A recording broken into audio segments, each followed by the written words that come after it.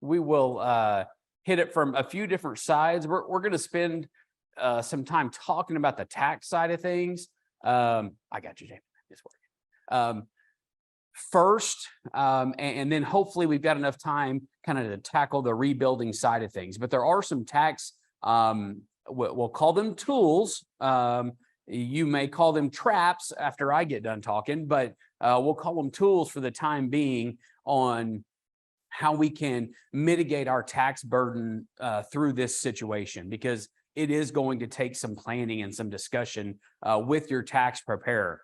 As always, I hope at the end of this, I give you the information for you to ask them the right questions. Because obviously I'm not doing taxes for folks every day, but it is kind of part of my component on the farm management side. So again, I want you to be able to ask the right questions ahead of time, because once your tax year ends, there's virtually our ability to use these tools is negated. So this is something that's going to need to be done here in the next month or two to determine how you're going to handle revenue from potential cow selling, et cetera. So right off the bat, let's make some distinctions here between types of income and why it's important.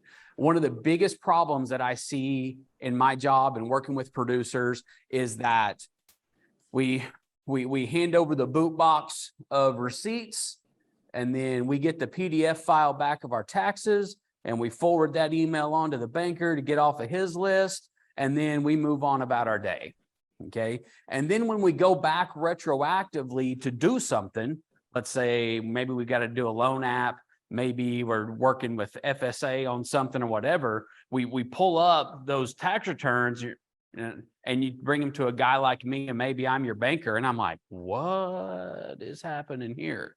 Where are those expenses that should be this? Where's the revenue from this? And we've got to spend, I would like to say, finding out, but it really just turns into guessing what things are. And a lot of times that's not going to be good enough. Okay. So, and understanding where revenue goes is one of the biggest problems that we see in that.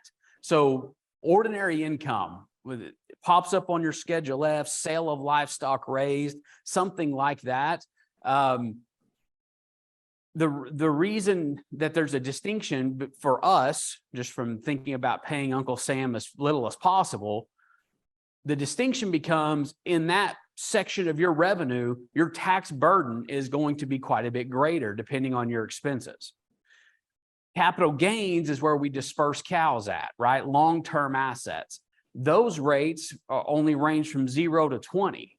Okay, so as much income as we can have in the correct place into there versus the other will benefit from a tax perspective. I see tons and tons of times where that revenue is misplaced. Okay, that coal cow revenue is just rolled into the top of that Schedule F, and it should not be there, and it doesn't do you any good. I'm not throwing any critique at the tax preparer either, because if all they got is a box full of receipts, how in the heck are they supposed to know? Okay, so maybe you've got all the sale barn tickets that go with it, and they're diligent enough to go through there. Listen, you're stack number 75 and 340 that they've got to get done at tax returns that week in April. That's asking a lot of them. So we've got to be a little more proactive about getting that income in the right spot. So what happens during drought? So ordinary income gets distorted because we have to either sell calves faster than normal, or we have to sell more of them, potentially heifers that we would have retained, something like that. So we've got that general revenue that gets distorted because of our calf sales generally. We're selling more than normal. We're selling faster than normal. Let's say you're a spring calver. You normally sell calves as yearlings, maybe in the next spring, something like that. Drought forces us to sell them in the fall instead. We've got two sets of calf crops rolling into one tax return and only one set of expenses. Okay, that's how that gets distorted initially. On the other side, the capital gain deal is pretty obvious. We start sending cows to town. Our capital gains that we have to deal with from that sale starts to get distorted. So drought hits us on two different sides from a tax return perspective. Okay, so let's talk about the tools that we've got out there to deal with those two sets of incomes. Both of these things that we're going to talk about only apply to the livestock that were sold in excess of normal. Okay, the normal, let's say your past 3 years, you've sold 20 cull cows. Okay, and in 2023, you're going to have 40 cull cows.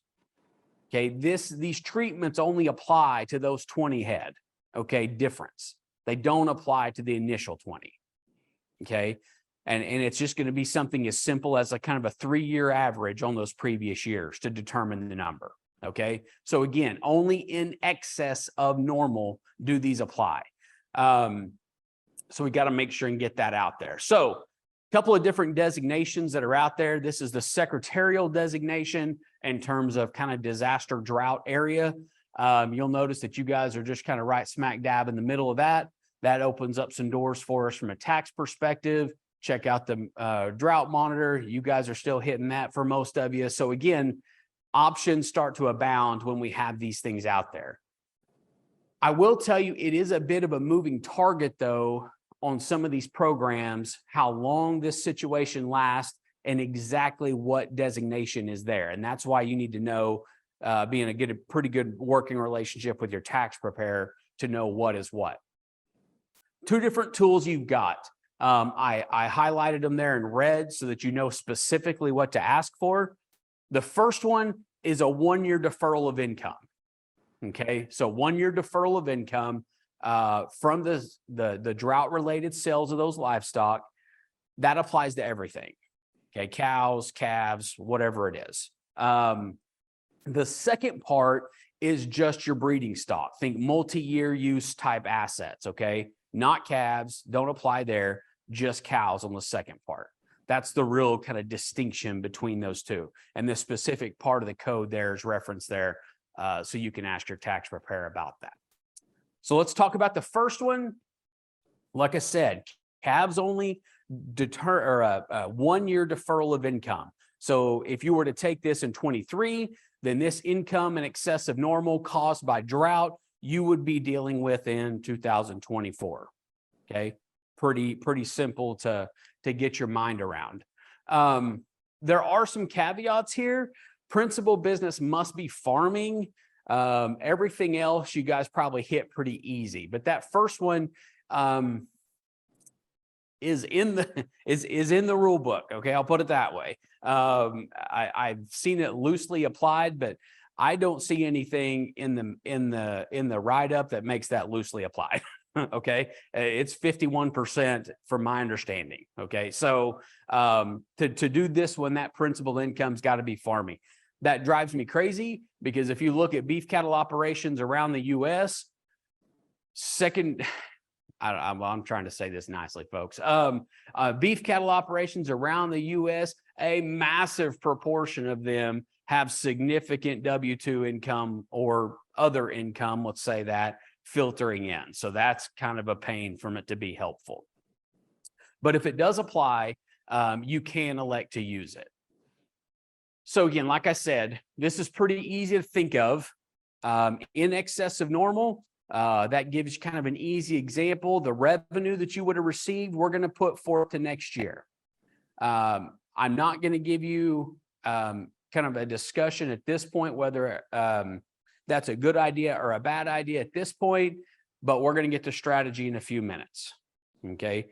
What do you have to do this? Some pretty easy records, history of what you've done in the past to verify that. And your tax preparer will kind of take care of the rest of it for you. Again, works the same for calves and cows for this first part. That's the easy one. This one is a little more difficult and poses a lot more problems and is a little bit more in the vein of what we're supposed to be discussing today. What about the cows? Okay, so the involuntary conversion is a big moving target with some staples in it. The involuntary conversion starts with a 2-year could be up to 4 years. I will tell you there's a county in Oklahoma that is at 13 years, okay, currently, from when they have to recapture this income. Okay, they still haven't had to recapture the income since my youngest son was born. That's how I think about it, okay? I don't know, whatever, not my rodeo. So what is happening here is that when we get these big drought kind of secretarial designations, some of these things come into play for us. What this is saying is that that section of income from drought-related sales of cows in excess of normal, okay, we get to not declare that income for 2, maybe 4, maybe 13 years, depending on how the drought map works. Okay, so this income is just kind of sitting out there to the side that we have not realized on our tax return yet.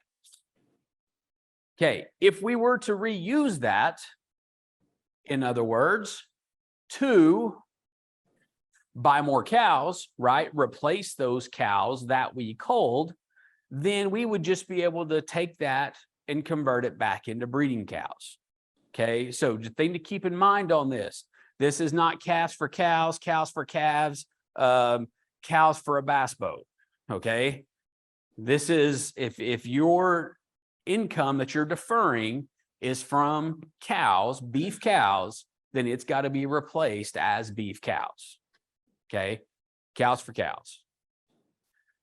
Got to keep that in mind. So how does this play out? So let's look at an example, because that's the an easy way to do that. Rancher normally culls 30 cows a year. This year in 2022, we'll call that 23 just for us, make it current, culls 45 head of cows. So obviously we've got a 15 cow difference from what is normal due to drought. We can defer that income, like we said, into the future to replace cows by. So let's say this 15 head brings $20,000, okay, at the sale barn, say for instance.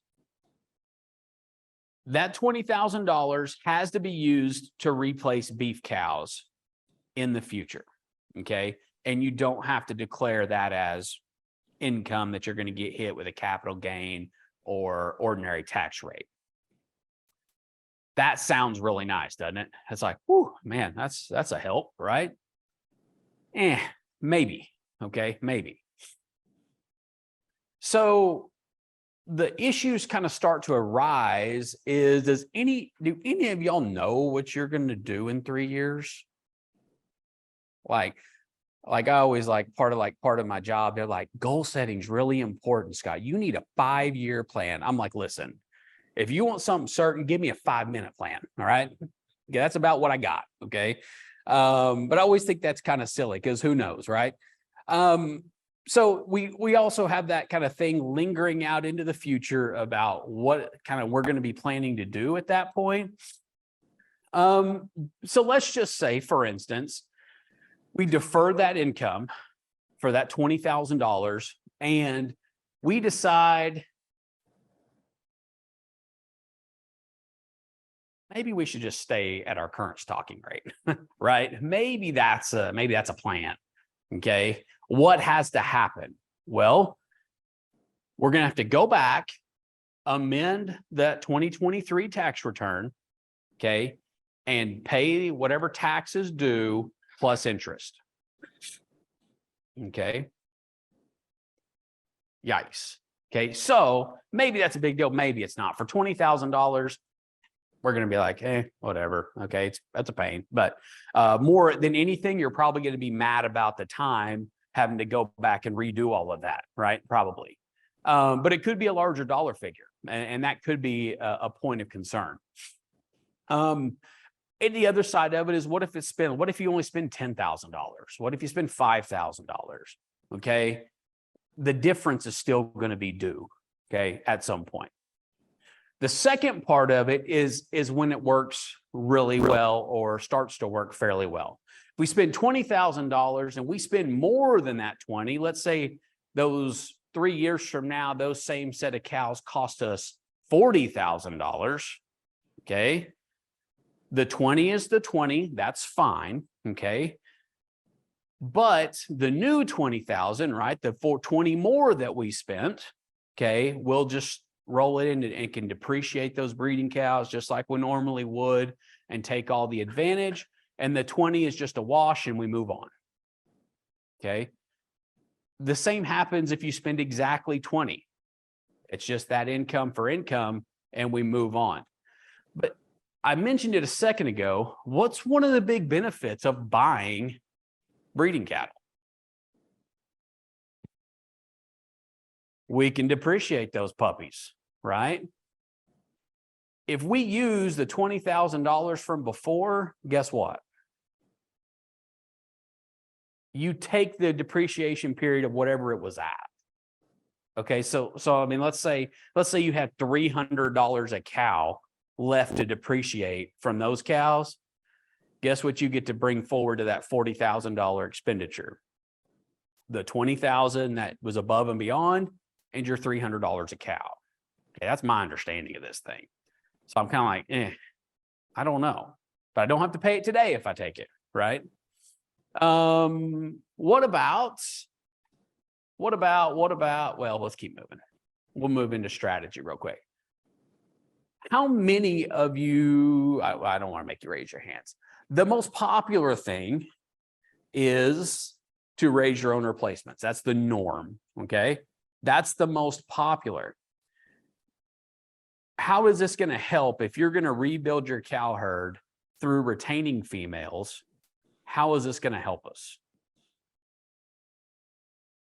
There's not a new purchase. You don't get to depreciate the ones you raise, right? You take the expenses along the way. Okay. So again, it's a tool. We need to be careful with that. If we're planning on rebuilding via retaining our own females, I'm leery about deferring this income out into the future to deal with. Okay. If you're going to be buying replacements, like we talked about, we've got a couple of different options, but one of those major benefits, let's play fairy tales and unicorns here. Let's say calves are worth $4 a pound for the next 3 years. I don't know what they'll be, guys. It could be 40 cents for all I know. Okay.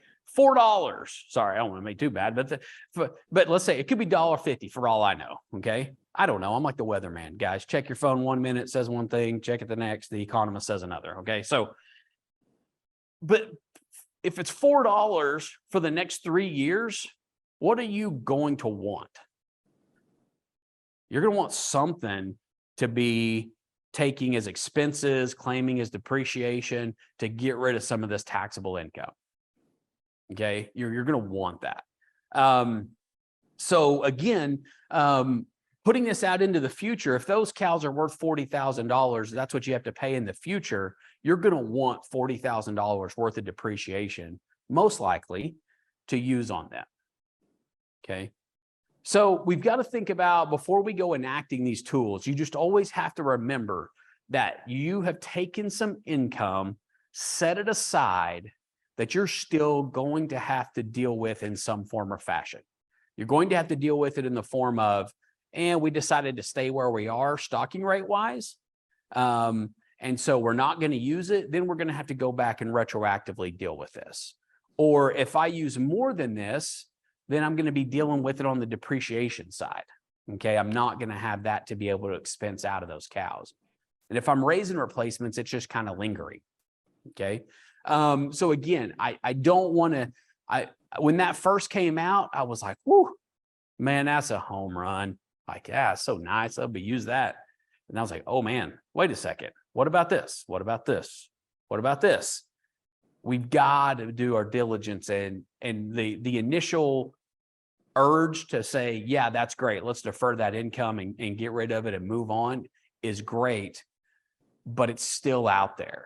And I have a real hard time dealing with what are tax rates going to be in the future, what's income and revenue going to be in the future. I don't know. If I can just kind of deal with this now, we need to keep that as an option on the table. But all of your situations are going to be drastically different. So that's why we go through all of this. what we need to do is, before the end of the year, while we've still got some room to maneuver in terms of tax strategy, if you think that this fits you and is going to be a problem, you need to sit down with whoever your tax person is and walk through some options and kind of sketch out for you what's going to be happening, or what we think is going to be happening out into the future for you, and how you plan to rebuild. Okay, so all those things are going to be really important. And amongst all of you, the answer is going to be different. Okay. But between my days as a banker and in extension, I've seen tens of thousands of tax returns. Okay. I can't make heads or tails out of what actually happened once you get about a year down the road. Okay. And even on my personal ones, it's like, holy smokes, when did that happen? I can't remember. Okay. So all your situations will be drastically different. Talk to your tax preparer. You have those two parts of the code you can reference to have them do some digging and see how it applies on your specific operation. If you want a great detailed kind of dig into those topics, if you go to that ruraltax.org, there's a weather-related sales link. Click on that. There's 2 webinars recorded from JC Hobbs, which is our OSU extension tax guy. He's a real deal accountant. He's in the room as they're writing a lot of those tax codes and rules that apply to farms and ranches. Great guy. Listen to those. That'll kind of walk through those situations in great detail. But again, it's all going to be different. Reference those 2 codes, and JC's webinars are out there. I watched, I found them and made sure they were still live a couple of days ago. Okay, so let's dig into the factors on expansion. I will just tell you, this is pure speculation, gospel according to Scott. Okay. To me, this decision is going to be impactful for a long time for farms and ranches. Okay. Because we'll talk about why, but just the sheer dollar figures that are coming into play now from a revenue and expense side are enormous. Okay. And so I just think we're going to be really specific and detailed about how we evaluate that financial decision that expanding the cow herd, whether through purchased females or raised females, what it has on the operation. So what are the factors that play into that decision? K-State has a good tool. Oklahoma State, every university's got one. But at the end of the day, it's just a net present value analysis of the females, okay, of the cows. And what it's telling us on a kind of individual per head basis is how likely, or what are my estimations that the investment it's going to put into this one cow, what are the likelihood that it's going to return a positive investment for us?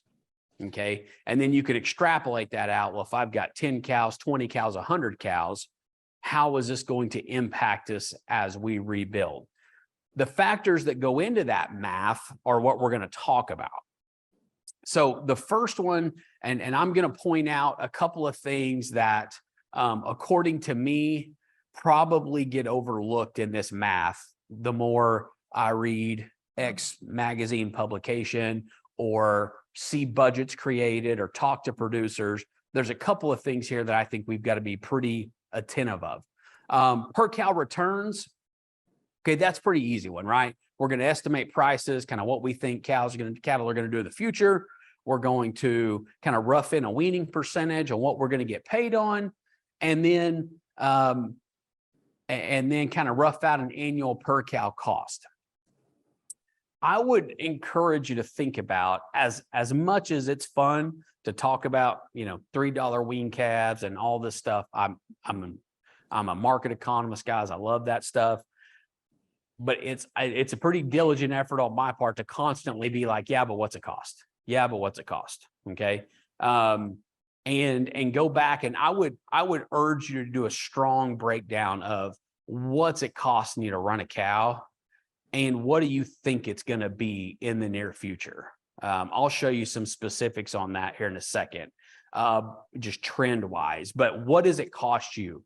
It's the same as taxes. It's going to be different for every single one of you based on what decisions you make, how you operate, what your forage resources are, all that kind of stuff. Okay. So I can't tell you what it is, but I know if I was serious about expanding going into the future. Longevity. Any investment can look good, okay, as long as it's positive to some degree, if we give it enough time to pay back, right? like if like that place that's next to me, you know, that 20 acres they want $2 million for or whatever, you know, but the place next to me comes up for sale and I'm like, man, I would love to buy that place. They want $1.5 million for it. Like, if you give me 200 years to pay for it, I can make that work. Like, I can do that, right? The problem is like the bank is like, now, Scott, you don't get 200 years, you get 20 or what, you know what I mean? If you slap enough time on the end of all of these things, like everything works out, right? Longevity of the cow in the cow herd is hugely important in this math, okay? And I would encourage you to think about your current set of cows and what your replacement rate is on those cows. Okay. It's easy, like when you, it's some of my fellow brethren in the industry, but when I see the math and it's like, yeah, so at 7 calves, this cow has 7 calves, man, this math works great. And I'm like, if I buy 1 cow and she has 7 calves, you're correct. But I'm not going to buy 1 cow, am I? I'm going to buy 10 or 20. And what is the likelihood that my average age of production on those cows is going to be 9 years old? That's where I have questions, okay? Because if we go back and look at retention rates and your replacement rates on your cow herd, 15% is pretty normal, right? 1,500 cows, 15 coals. So how often do we turn over our cow herd at that rate? Just over 6 years. It's just over 6 years. So we can't build the budget to buy these new ones, assuming an 8-year or a 9-year turn, because that's not what we're doing. Okay. We've got to do it at 6 or whatever it is for your operation. I don't know what it is. And I always get the, Scott, man, that cow's 12 years old. She's 20 years old. That's great. But the reason we remember her is because she's the outlier. That's why we're so drawn to that 1 cow, right? Because it's like, she did it. That's great. And she did. That is great. She's immensely profitable for you. But are we willing to bank that we're going to go buy or raise 20 more just like her? On average, that doesn't work. Okay. So we need to build that longevity structure to that term that is appropriate for your operation in the math. Cull cow income. Here's the other one. And I know Wendy's going to talk about cull cows here in a second. There's my timer, so we'll wrap up. The biggest cash influx on that investment, okay, the biggest cash influx on that investment is going to come when? The salvage. The salvage. That last year that she raises you a calf and you sell the calf and you cull her, that's when you recapture the most of that investment. Okay. That is the year where we get the most cash inflow to recover what it cost us to either raise, buy, or whatever. Okay. Now, I don't want to neglect all the years she's in production because those have value. Okay, right? Let's just say our margin, sales per cow minus annual cost per cow, let's say it's $400, okay, in the black, right? Let's call it that. Okay. So it's $400 to the good side. If that last year she raises a $1,200 calf, okay, and we get 400 of that, and we salvage her, what's a cull cow bringing right now in your neck of the woods? Let's call it $1,200 for easy math, my guy. Okay. So that is 3 years worth of revenue on the cull cow, right? Using that margin as our kind of distinguishing part. Okay. 3 sets of revenues from the cull of the cow and the calf's margin for the year. Okay. This cull value is immensely important. And so how you boost that part of the investment is there's a million different ways to do it. Okay. You can sell them sooner when they've got more value. You can sell them in better condition. But regardless of what you do, that last part of it is immensely important. And that's why you kind of hear some folks talk about never sell an open cow. Okay. I know you're like, wait a second. Like, why would I sell an open cow? Well, never sell an open cow is just kind of a way to discuss the fact that if we wait until she fails, right? She is open and she fails. When we sell that cow, we're going to get little to no value recouped out of her. Okay. Now, right now is an exception, of course. But in a normal year, we're not going to get much value recapture out of that cow. Okay. If we at least sell her while she's still in decent shape and has a calf in her, we've got a pretty good likelihood of recapturing a bigger swath of that income. Okay. So don't disregard the value of the salvaged cow. Okay. That's when we get a huge inflow into the math on this. And if you start playing with the math on this and varying that rate of cull income, it makes a big difference on what we can pay. So here's just a couple of really generic looks at longevity. Okay. And you'll notice I'm using on the bottom, I'm using number of calves, right? Number of calves that she generates for us. And there's 2 different ways to look at this. The orange bar is kind of the constant one that gives you an easy look at this. This is just assuming $1,000 constant in calf revenue across all those years. Okay. Time does have a factor, but we can't look at everything. So $1,000. You'll notice those cows that are willing to generate us 6 calves, the interpretation of this would be, if we look at year 6 or calf 6, that 2101, okay, would say that if we could buy that bred heifer for $2,100 now, okay, today, and all those assumptions happened, right? That's all we got, folks. Sorry. But and those assumptions happen correctly, then we could pay $2,100. We would recover our investment and meet whatever rate of return or discount rate we charge to that. Okay. So it just means it's a good investment, right? Long, easy way to say it. Okay. That 2,100, assuming that's constant. Now you'll notice we only get 1 calf. Today we could pay about just under $1,200. Okay. If all we're going to get is 1 calf at $1,000, all my underlying assumptions are correct. They're not. And you'll notice that the variable revenue, if we look at, let's say, I have to go back and think, but I think that's like roughly $1,300 average revenue per cow for the next few years, and then kind of stagger it off. You can see kind of what they're worth, assuming those things. So that's what you get from that analysis, okay, is understanding kind of what price point works for you based on your assumptions. And like I said, K-State's got one that's real easy to use that you can kind of make that evaluation on. It gives you a number that you can look at it and say, if my assumptions are true, this is what I can afford and have a good investment out of these things. I told you I'd hit cost, and I'll hush real quick. So look at the right column, okay, far right, since 2011. Since 2011, this is national generic cost data, okay? This is not Southeast Kansas or Eastern Oklahoma or whatever it is. Generic national data.